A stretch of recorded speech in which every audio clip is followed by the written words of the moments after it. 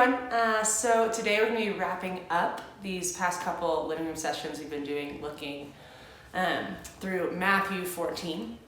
So the first one on Monday, we talked about sitting in silence and going and resting and having time with just the Lord.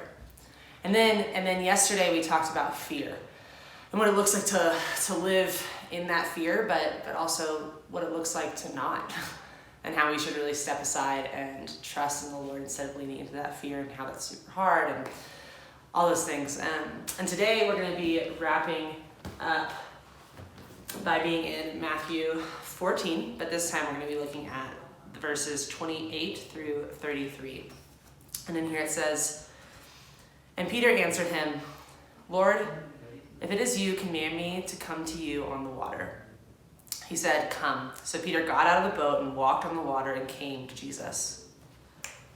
But when he saw the wind, he was afraid, and beginning to sink, he cried out, 'Lord, save me.'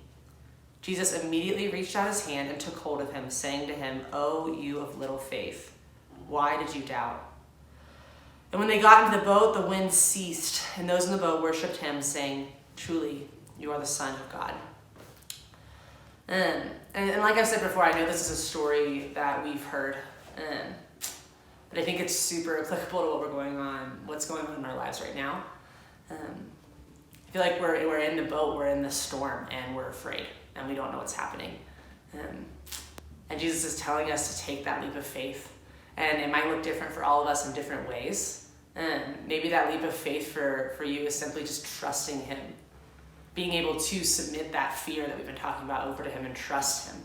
Trust him enough, like Peter did, to step out onto that water, to step into that completely uncertain area. And how do we do that? How in your life can you be stepping out of that boat and taking those steps towards Jesus, where the second you take your eyes off him, you could fall? And that's what started happening to Peter. You know, he stepped out in that faith, and then that fear crept back in. And when that fear crept back in, he started to sink. But what Peter does when he starts to sink, and this is what really struck me and really challenged me, when Peter started to sink, he cried out to the Lord, 'Lord, save me.' And that got me thinking, in times of my life when I start sinking, am I crying out to the Lord to save me? Is that where I'm looking for my salvation, for my peace when I'm afraid? And I'd like to say yes. And I think at times I can say yes, but not always. No, I think there's lots of worldly things that I reach out to that I think are more certain, that are easier to trust. And so Peter calls out and he says, 'Lord, save me.' And then, guys, and this is what's so important, he does.